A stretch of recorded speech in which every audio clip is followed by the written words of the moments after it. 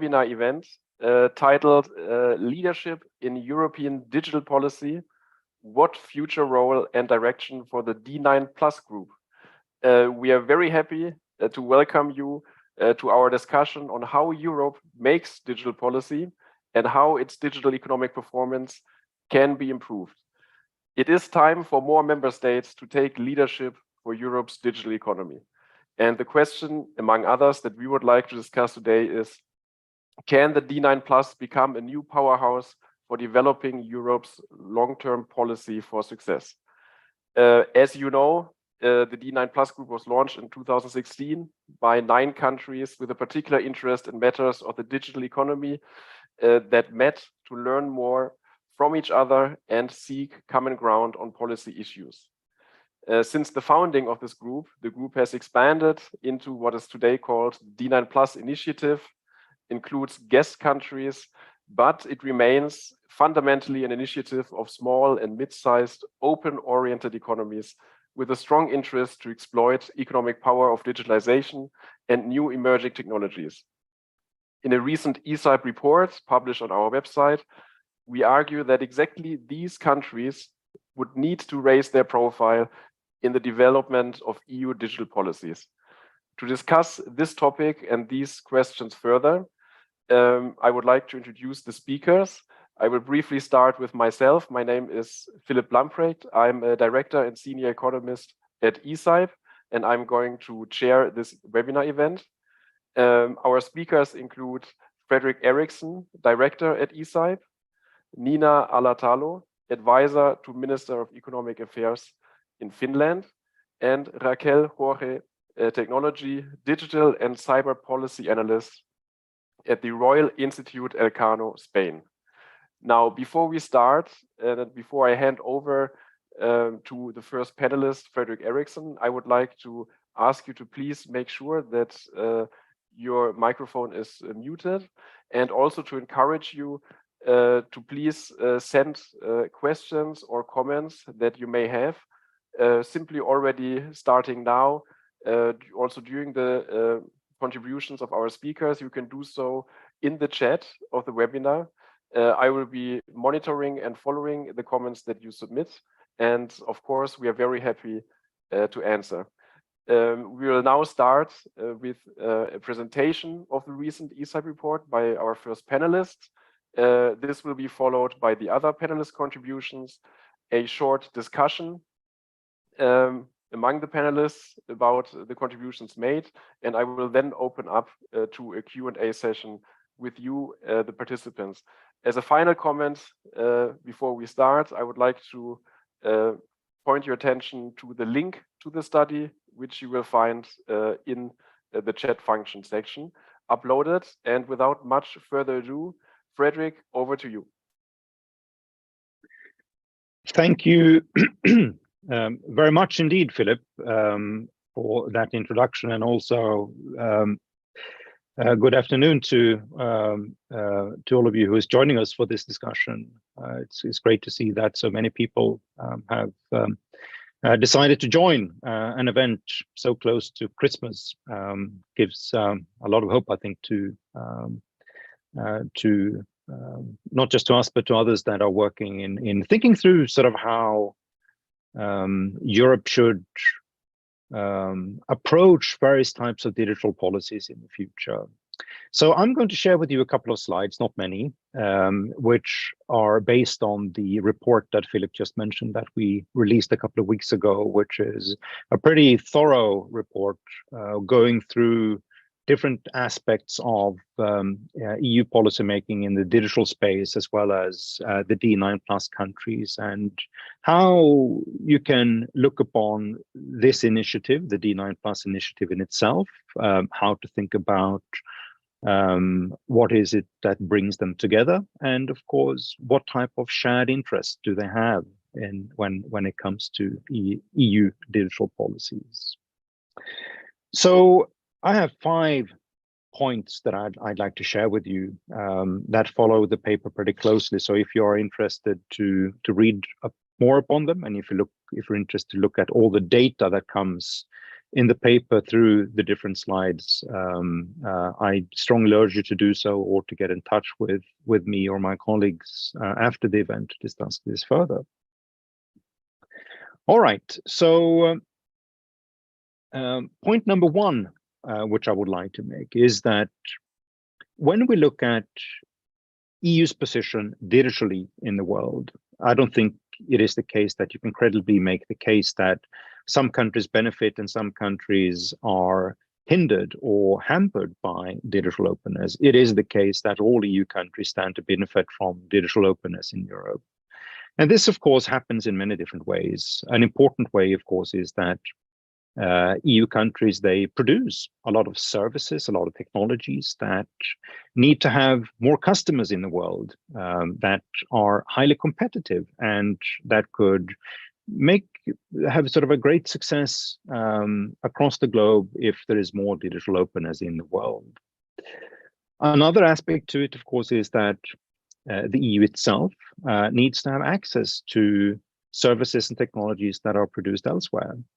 And this is something which is accelerating with the fact that Europe's share of the world economy is going down, just as America's share of the world economy is going down, as we have had a giant equalization of economic fortunes in the world. And this means that more technology, more intellectual property, more research and development takes place outside Europe now than it did in the past. And what this points to is basically that the EU, just as many other countries in the world, they need to make sure that they can access frontier technologies and frontier services in the world. And the more that we build up different barriers in the digital economy, the more there will be downstream effects on European users. And that those users can be in business, but can also be consumers, and they will be negatively affected by different type of restrictions for having access to frontier technological development in the world. So point one is that all EU countries stand to benefit from digital openness. Point number two is that a restrictive digital regulatory environment tend to have depressing effect on economic activity. So when Europe, as well as other countries individually, make up their mind about how restrictive they want different digital regulation to be, that needs to take place in a context where we understand that these restrictions will have consequences for economic activity. We have, for instance, if we take GDPR as one example, there are 4 very good academic studies which have looked at sort of post-GDPR effects, trying to understand how they have influenced everything from the introduction rate of new apps on platforms to their effects on investment in digital economy or investment in specific technologies like AI, for instance. And all these studies tend to point to this balance of how we sort of need to understand that many of the digital regulations that we are proposing, they have a consequence on economic activity. And when we go for highly restrictive regulation, they tend to depress economic activity. And this happens across the board in the EU. It's not that one country is less affected than others. We can see that all countries tend to be highly affected by the type of regulations that have been introduced. There are, of course, country consequences or country distribution effects and sector distribution effects, but as an overall point, it is a fact that highly restrictive regulation tend to depress economic activity. And this, of course, is just what we would assume. It's the same thing with other forms of regulatory measures. If we look at market entry regulations, or if we look at what the OECD produces in indexes over market regulations or services market regulations, the more restrictive they are, the more they depress economic activity. Third point, coming now a little bit more into the D9+ initiative and why I think it's an interesting initiative. D9 countries do have a lot in common. When you look at the list of members in the D9+ group, I've seen sort of a lot of people making the observation that, well, you know, isn't sort of members pretty disparate? Don't they have very different conditions when it comes to how they perform in the digital economy? I think yes and no is the answer to that. There are differences between them, and the most obvious difference, of course, is that D9 plus members tend to be at different parts in the economic development trend. So we have some countries that have been mature economies for a long time, and we have economies that joined the EU not that long ago, and that has been through a very fast development in terms of structural change and changing the industrial structure of their economies. They don't have GDP per capita that is as high as in mature developed economies, but they are catching up very fast. So there are differences, but there are also a lot of commonalities. And let me point to some of these commonalities because I think they are very important. The first point is that all D9 plus countries are what we can call small or medium-sized economies. We're not talking about the largest economies in Europe. These are small and medium-sized economies. And being small and medium-sized basically means that you don't have as strong scale advantages in your economy as large economies do. If you take a really large economy like the American economy or the Chinese economy, they are very, very big economy, which means that they will have space for the development of frontline competitors in almost any given sector in their economy. If you're a small economy, you don't have that luxury. And that leads to the second point, which is that smaller economies tend to specialize, and they need to specialize more than large economies do because they don't have that scale effect. And for specialization to work, they need access to markets in Europe and abroad.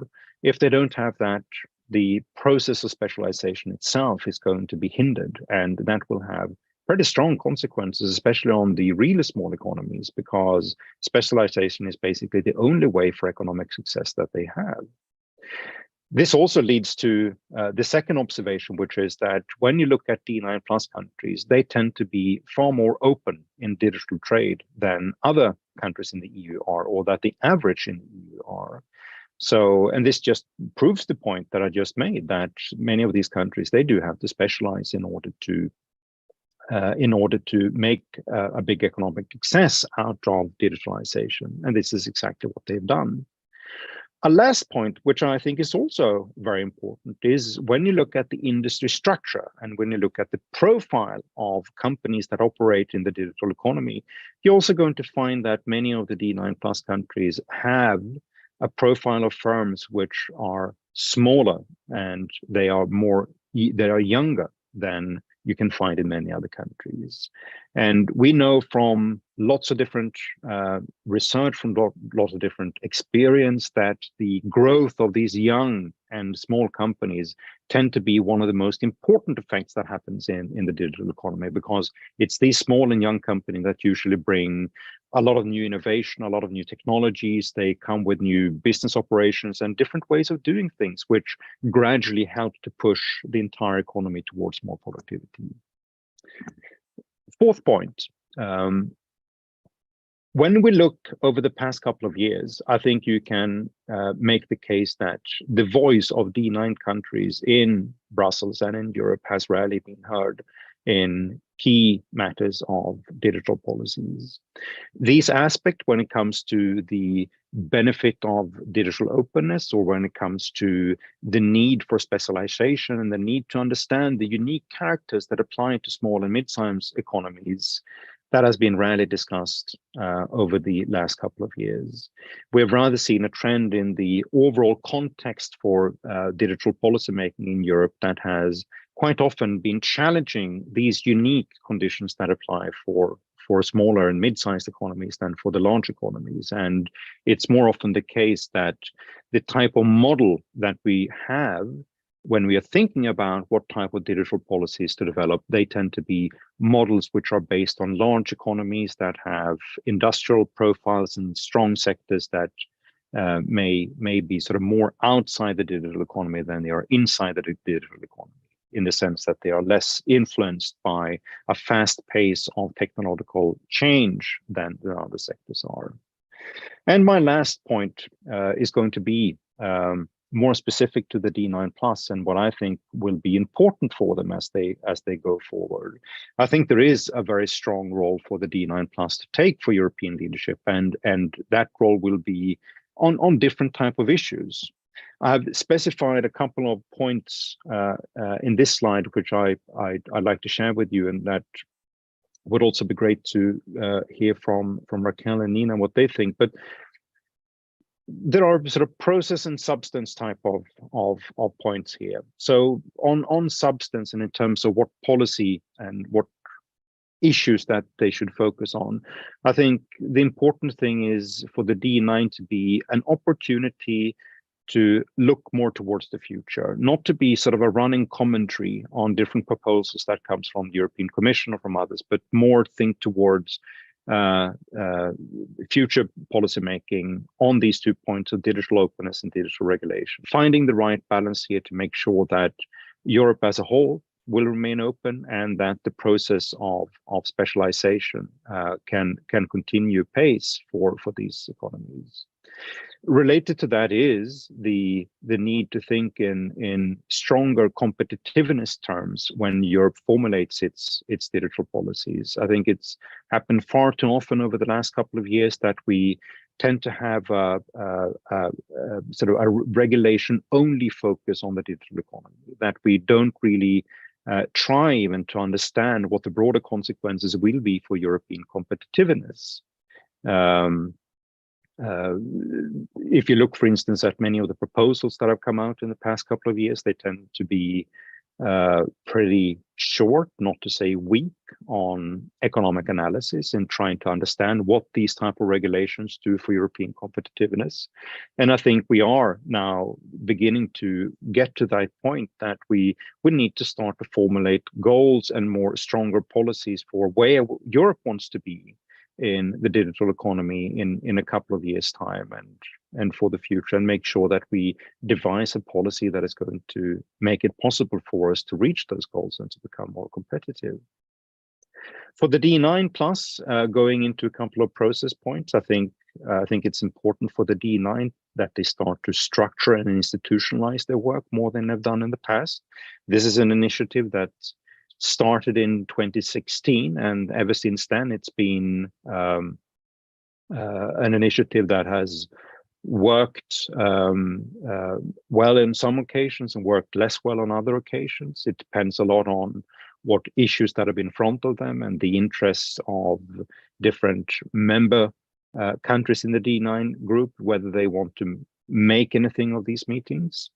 I think if you would have a much more structured agenda where you define what type of issues that you need to work on and you allow for consistent work over a longer period of time, I think that will create much better chances for success and for the ability of D9 countries to help to shape the overall agenda for the EU. If they also start to build institutions around it, perhaps including a secretariat or other forms of institutions that can help to support the relevance and the integrity of the initiative, then I think the chances for success is even better. I think it's important that we find a much stronger culture of evaluation in EU digital policies, and I think the D9 Plus can contribute with that they spend more time, more resources on trying to understand how digital policies have an impact downstream on EU competitiveness and how the chances for more technological and innovation growth in the EU can happen. And a last point is to provide a learning mechanism. I think generally, we underplay substantially the importance of learning mechanisms in policymaking and how we can all become a lot better by just imitating those countries that have been successful with something.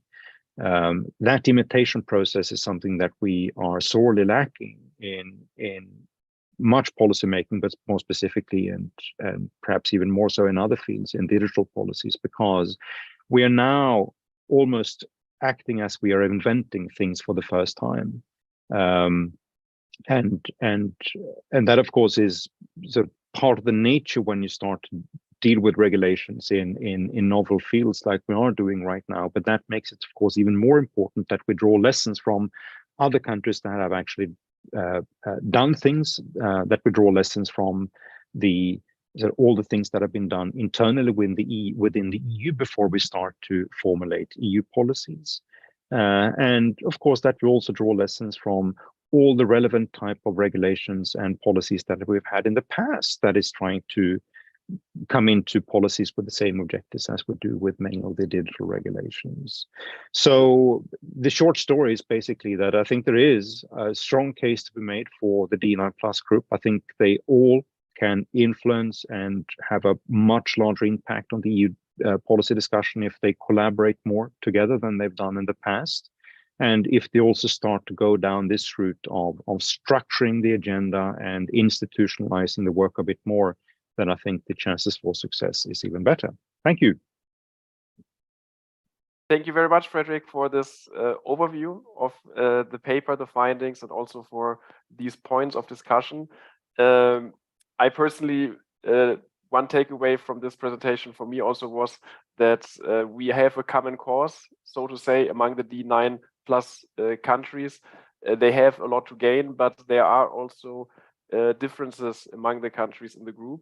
And this is, of course, why we have our speakers present here. So I would like first to yield the floor to Nina Alatalo to provide a specific perspective from Finland and potentially a broader perspective of one of the Nordic representatives. Thank you very much. Good afternoon, and thank you, Philip, and thank you all. And thank you for inviting me to speak here in this event organized by ECIPE. And I think that the report being launched and discussed today reviews the very topical issue, leadership in European digital policy, and especially the future role and direction for the D9 Plus group initiative. And at the same time, I'm very, very pleased to see this high-level expertise in today's webinar and plenty of participants also here in this event. And when it comes to the report and the paper itself, I find the analysis very relevant and especially nowadays very timely. As we know that the D9 Plus ministerial meeting will be this week in Spain, and it will be chaired by Spain as the member of D9 Plus. So it's a good timing to have this kind of discussion on the future role of D9 Plus initiative. Concerning your report, analysis, as well as key findings, they provide, I think, the important input to this and also other ongoing discussions concerning digital economy. And today, I would like to raise, could I say, like 3 EU-related points from my perspective. And first of those perspectives are strengthening and deepen EU's digital performance is essential for improving competitiveness and productivity. Frederick mentioned competitiveness, one of the could I say key findings or key areas where a D9 Plus group could go further and could development its activities. And I agree that improving competitiveness is very important at this stage when Europe's economic outlook is going down and inflation is rising, and we have also very high energy prices. So it means that we need to deepen also our digital policies to diversify our economy and to make it even more resilient. And it's very vital to improve also these digital services to scale up all digital innovations that we can at the same time increase, could I say, like value creation of Europe. Secondly, I would like to emphasize that the European Union is already very well placed to provide all kind of like, could I say, like high quality digital solutions. And at the same time, I mean that both digital and green transition, because in Finland, we see that this twin transition is very critical for sustainable economic growth and also for green development. So they are very closely linked to each other. And digital technologies are a way to boost also both of these transitions at the same time, as well as the productivity and well-being for Europeans. And my third point is that it's of importance to make the digital ecosystem more suitable, more favorable for European companies, that they want to invest and innovate, especially in Europe. And I mean that it's need to step up efforts and investments to enhance collaboration between companies and also research institutions and academies. And it's crucial to boost the new innovation in digital sector. And at the same time, we need the long-term funding to provide a very strong basis for this kind of cooperation. And now going to the D9+ initiative, I think that the D9+ group can have a role in all these areas, and they can have new impulses, which has been mentioned in your report for the coming initiatives, if they really have a close cooperation also in the future. And they have also a similar kind of background, which was mentioned by Fredrik, that they have could I say, they have a common background, and we can see it also from that all D9+ member states, they have very high rank in the Commission's Digital Economy and Society Index, which means that they have all these 5 areas: connectivity, human capital, use of internet services, as well as integration of digital technologies by businesses and digital public services. And I have seen that all these aspects have been raised in your report, and I think that I'm very pleased to continue discussions in detailed way also from that point of view. Thank you. Thank you very much, Nina. Very interesting points, and also thank you for this connection then to what the D9+ can do specifically. Perhaps we will also dive into this during the Q&A session and later discussion. I will now hand over to Raquel for a perspective from Spain, and potentially also with a bit of insights of what Spain could do also in its function in the upcoming meetings. Thank you, Philip. And well, first of all, thanks very much to ECIPE for the invitation, and also very pleased to be sharing this panel with the director of ECIPE, Fredrik, with Nina from Finland, and with you, Philip, as well. So thanks very much. Well, I think I will try to structure my speaking points. First, trying to raise which are the main challenges and opportunities for the D9+ initiative, generally speaking, and then at the end I will raise some points on Spain's role, because actually Spain is hosting this week the D9+ initiative, but also now Spain is hosting as well the interministerial summit of the digital economy at the OECD in Gran Canaria Island. So from today until Thursday, in case you want to follow up the news, very active this week on digital policy. Anyway, so in terms of D9+, so actually I think that discussing this topic now is very opportune and very appropriate, because in January 2023, we will mark the 2nd anniversary of the last D9+ declaration, which was called Leading the Way to Europe's Digital Decade. So I think this time is a good time to reflect on the takeaways from the D9+, even if the D9+ has long existed before 2021.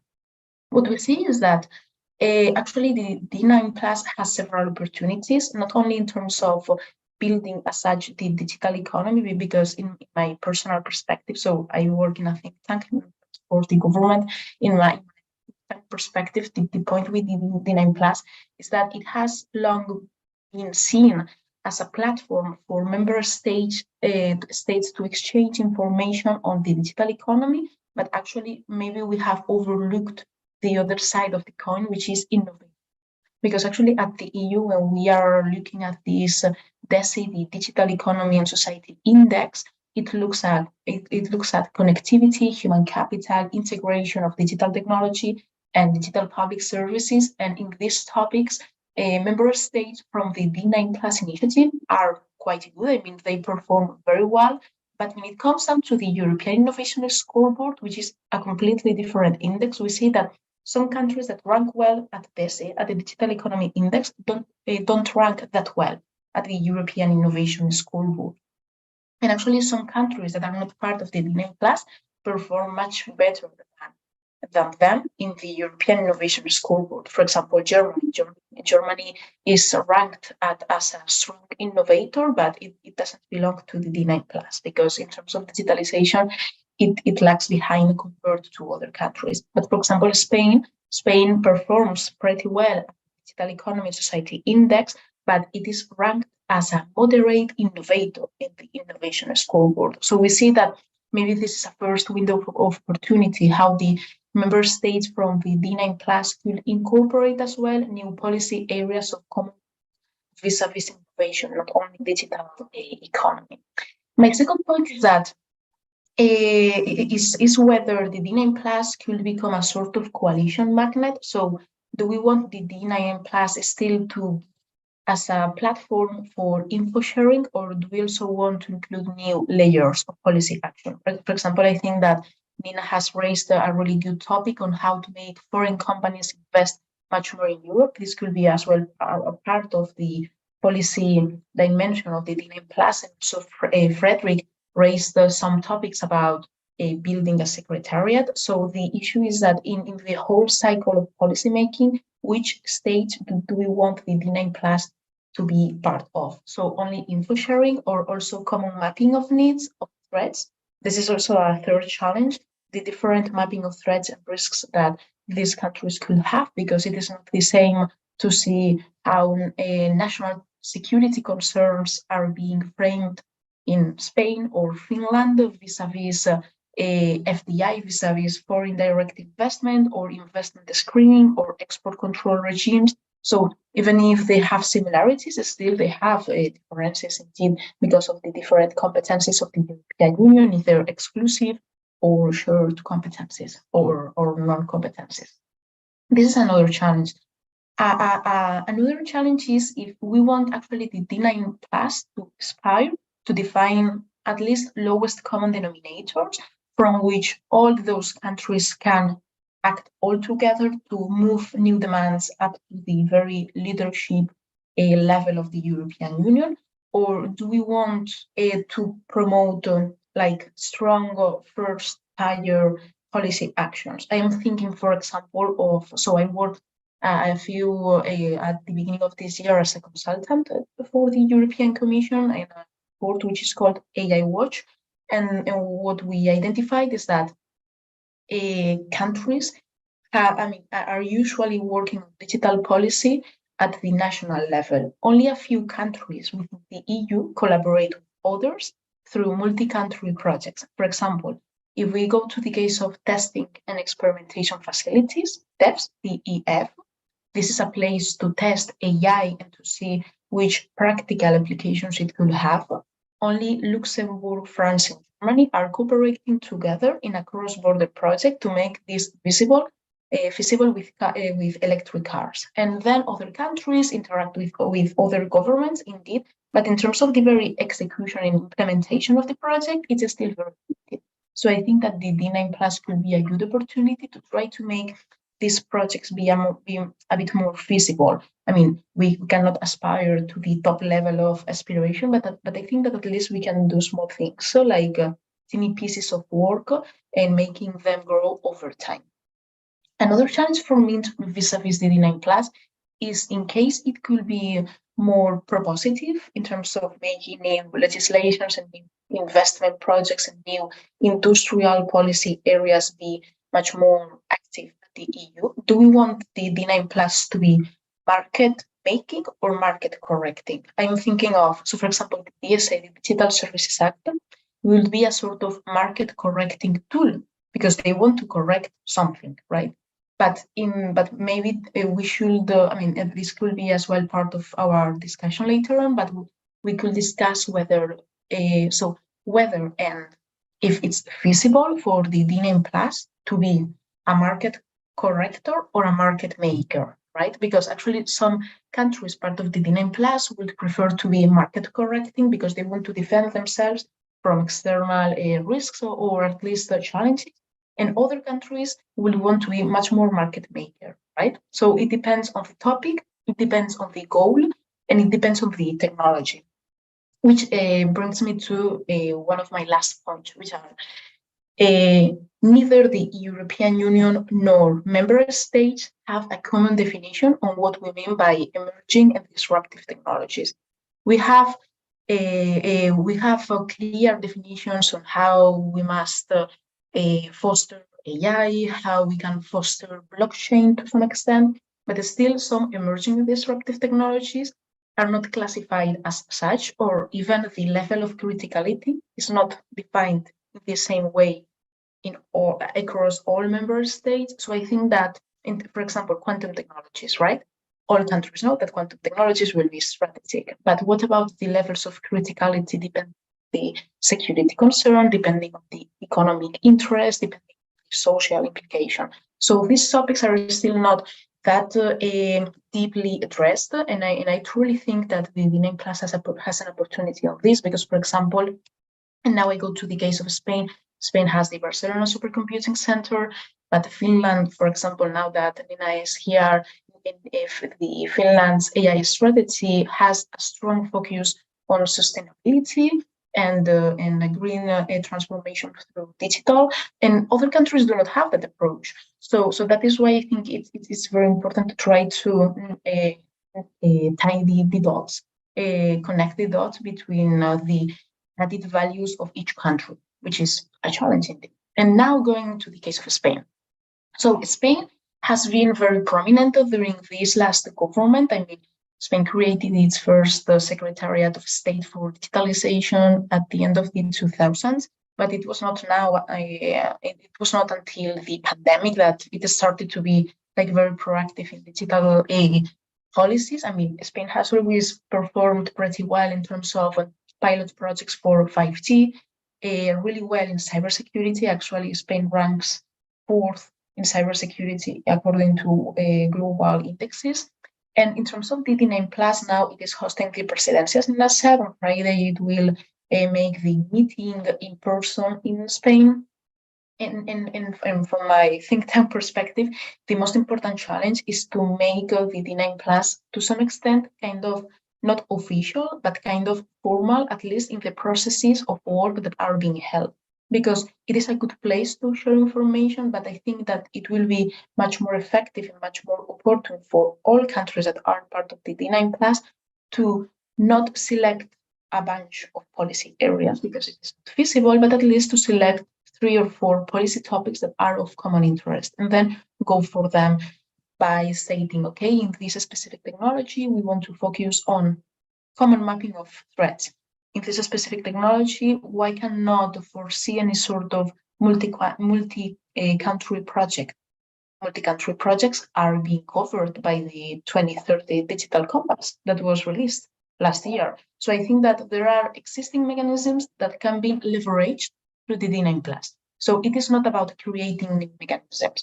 It's about making use of those that are already existing at the EU level and try to formalize them to some extent in some way through the D9 Plus by picking up different stages of common work. And with that, I will stop here because I have been talking for 10 minutes, so I think it's fine. Thanks. Thank you very much, Raquel. I very much agree with many of the points that you mentioned, especially the importance of international collaboration, which in my opinion could also be region-to-region collaboration. I mean, we know of all these innovation clusters scattered around the EU, which of course also exists in other regions of the world. But we do have a lot of so-called epistemic communities active already in collaboration on a lot of these technological questions. And I fully agree that more formalized processes within the D9 group could leads to further collaboration, but also to further work on providing evaluation and analysis in the D9. But before I react or go into a Q&A session, I would like to let the other panelists react. And my first question would be if you have any immediate comments or what your view would be on the many challenges that Raquel mentioned. So if I could start, and I'd like to start by first saying thank you both Nina and Raquel for two very, very good comments, many comments, but two packages of comments that I think all are spot on. And I think sort of the point they're raising for me when it comes to the D9 Plus is basically sort of how do we formulate a role for the D9 Plus given, to use the language of Raquel, sort of the policy cycle. Where does it really fit in? I think my first observation coming from talking to a lot of officials that have been involved in D9 Plus is that they don't know. They don't really have an idea what the point, what the purpose is, because it changes quite often and it's not actually clear from meeting to meeting, what are we here? What are we supposed to do? How does it connect with what we did the last time or that we're going to do 2 years from now? And I think that type of randomness in the operation itself risks sort of that you undermine the relevancy and that you don't really understand sort of where in the policy cycle do we really fit in. My conclusion would be sort of is that I think sort of something like the D9 Plus need to be involved in many different aspects of the policy cycle. Where I would start is basically sort of very early in the phase in trying to evaluate, analyze, discuss, trying to shape an idea of where is it that we want to go. And that discussion itself, I think it's been sorely lacking in Europe for quite some time, that even if we have larger strategies, we have initiatives like the Digital Decade or the Digital Compass, and we have, in the past, we had sort of more generic type of competitiveness type of initiatives. It's something that quite often gone missing, and there's a gap or sometimes even a sort of a growing distance between where we want to be and how we formulate our policies. So the more discussion, evaluation, analysis that take place in the early phase, the better I think it's going to be. And I think this is important given the type of policy proposals that come out of the EU, that we need to have coming out of the EU on different type of fields, because they're all going to operate in pretty much uncharted territories where there are learning experiences from other regulations and from other countries to build on, but they are not, it's not as if we come with decades and decades of knowledge of how we best regulate, how we apply good regulation principles in what we do, and what type of economic impacts that will come from regulation. So I think that is important. And this is what we've seen if we go into everything from, the DSA, the DMA, or the GDPR, or the Data Act, or the AI Act. What's unique with all of them is the weakness or the absence of a strong economic impact analysis and a strong understanding of, so how does this fit into a broader sort of ecosystem approach when it comes to digital policies and where Europe wants to be? Here, I think there's a role.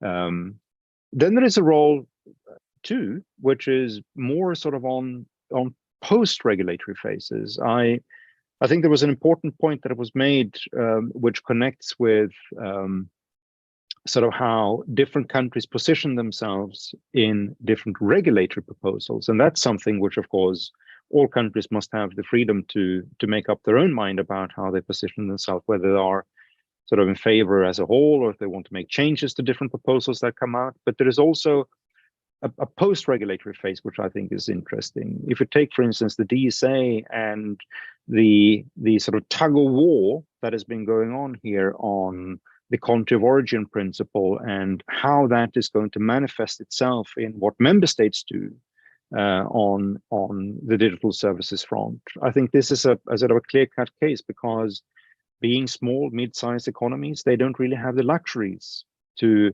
sort of invalidate the country of origin principle and the single market itself. The single market is of tremendous importance for these small and medium-sized economies, and they have sort of a strong interest in making sure that regulatory intentions, when it comes to single market aspects, that they are well protected in the post-regulatory front. So if we look at the situation right now, for instance, with the implementation of the DSA looking towards national services, the DSA coordinators, here I think there would be an equal role for the D9 Plus to share experiences, to make sure that we keep focus on keeping the single market open as was intended. Thank you.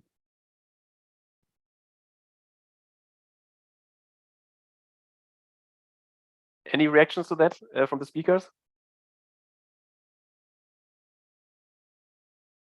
Please go ahead.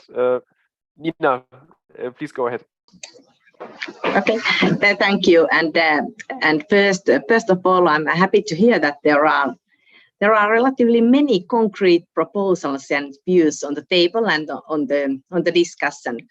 I would like to go a couple of steps back, and Raquel said that there are existing mechanisms already in the D9 Plus initiative, and I really agree her point of view.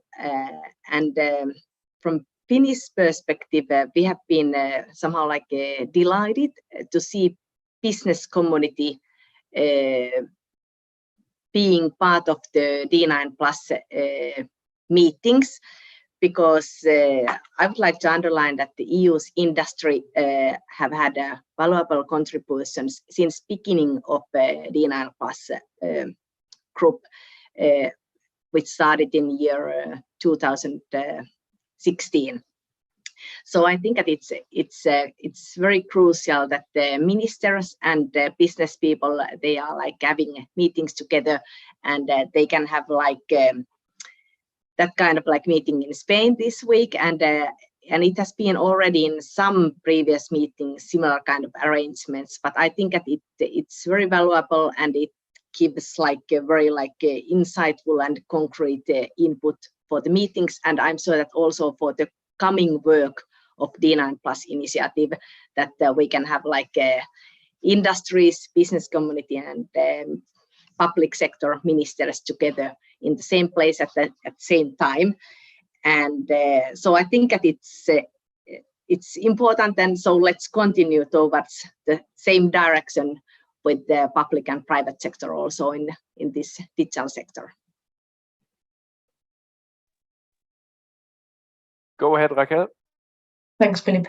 Well, just to be short, well, I think that I mean, well, when you were talking about regulation, Frederick, I think that regulation is highly important, but considering that most of the D9 Plus countries are small and medium-sized companies, why not the focus should be on industrial policy instead of regulation? I mean, this is just like a discussion that could be open, because I think that considering that, I mean, it depends on the country, because for sure there are some medium-sized companies and small-sized companies that can have the leverage to knock the door on third companies and say, hey, to come to my country and install cheap PAPs.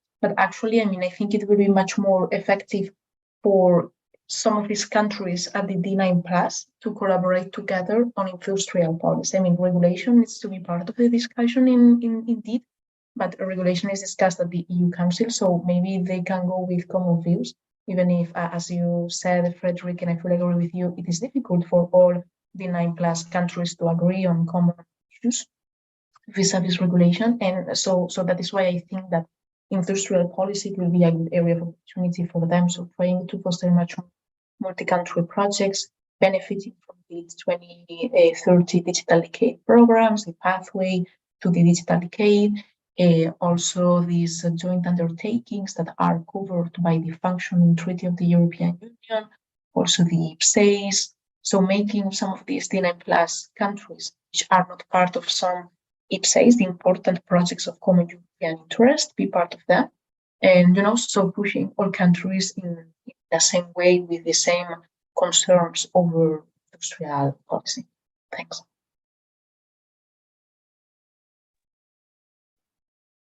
Thank you very much.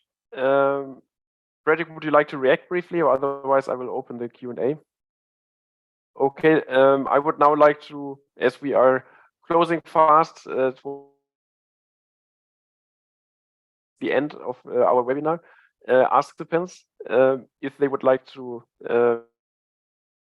type a specific question into the chat. Otherwise, please unmute yourself, briefly state your name, and feel free to also join us here at the discussion by participating directly and asking your question.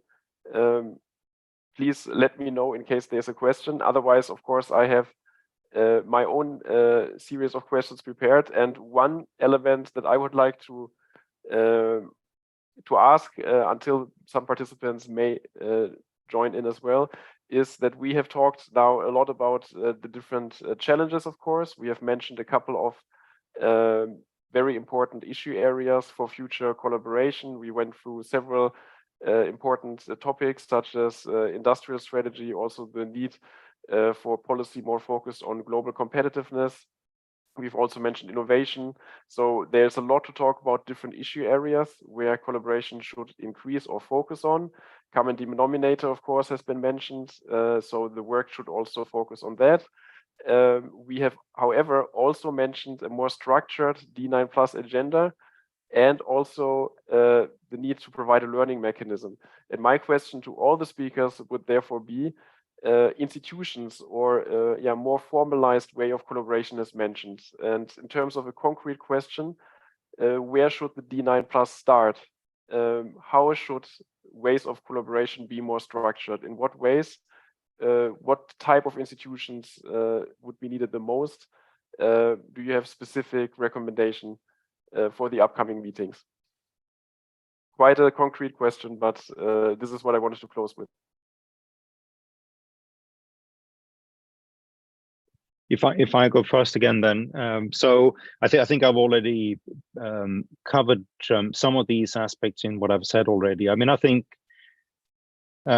important is, and to follow up on Raquel's point as well, which is to have an opportunity to go through declarations and trying to formulate almost like a mission statement for the D9+, but then to let that infuse an agenda, and that you work with an agenda which is established, which allows countries to prepare, to start to have conversations around, well, that can be both evaluating current policies, what they would like to bring in terms of learning experiences to share with others, to look through opportunities to perhaps form stronger collaborations through R&D, university to university, company to company across different countries.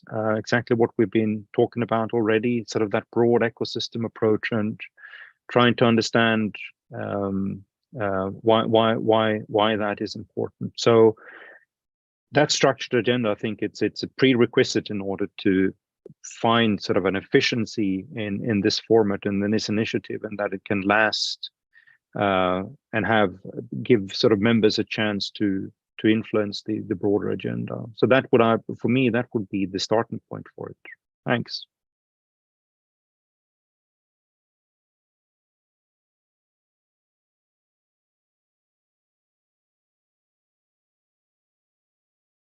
I can go next if, or Nina. Okay, thanks. Well, I mean, I fully agree with Frederick that the next step should be a sort of mission statement by streamlining a few points of policy action altogether. And then a second challenge for me will be whether the D9+ should prioritize either technologies or goals. because you can prioritize how to foster, just an example, quantum technologies, and then go for quantum and then assess, okay, which sort of common export control regimes should we have, which sort of FDI, which sort of investment screening, etc. Or the other pillar, the other approach could be to focus on goals. Do we want to foster e-mobility? So let's go for e-mobility altogether with leveraging existing mechanisms at the EU level, but also our own existing national mechanisms. So I will go for that step as well.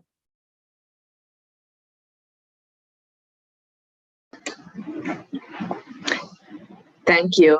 And first, I would like to say that I agree that the declarations is one of the very concrete way forward. And for instance, during the Finnish D9 Plus Group's presidency last year, 2021, members agreed declaration on the digital decade and including competitiveness with some key technologies, for instance, like future connectivity, AI, and quantum technologies, which was mentioned by Raquel just before my intervention.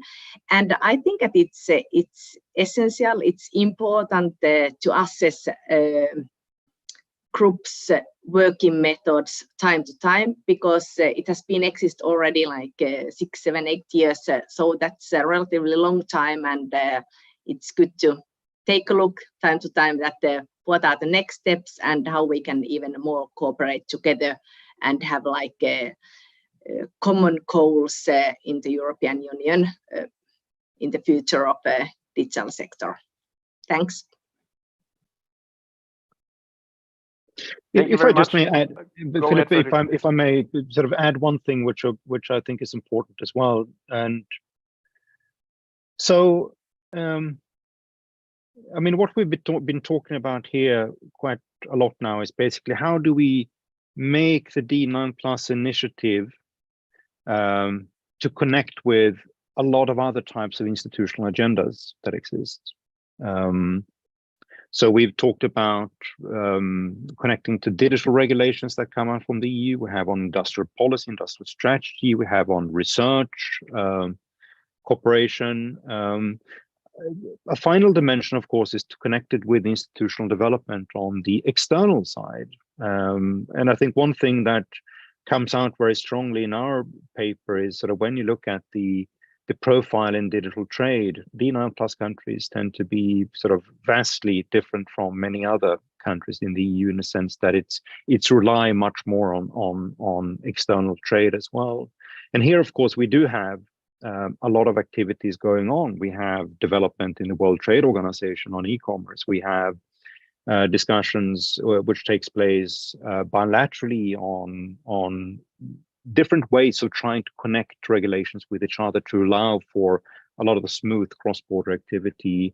And then, of course, we have the Transatlantic Trade and Technology Council with America as well. And I think here as well, I mean, it strikes me as I follow all these type of discussions quite closely that they quite often sort of run into the sand in terms of energy, perspective, and trying to sort of lift the perspective so that we are focused on the right issues. So that's also to me would be an important aspect of sort of agenda formulation and finding sort of a mission statement which is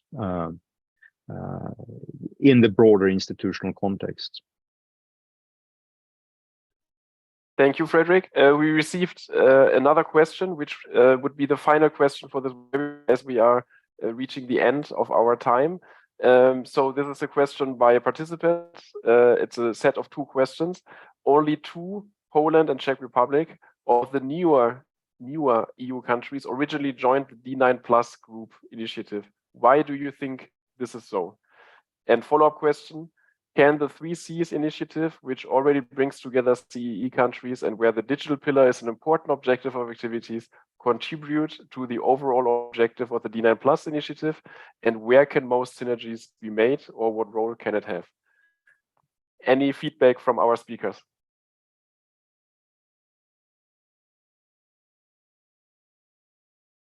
Well, if I may, well, one of the reasons by which the D9 Plus exists is the fact that the members that are part of it have a high level of maturity, typically speaking. So actually, Poland and the Czech Republic are one of those two countries that even if they joined recently the European Union, they perform very well.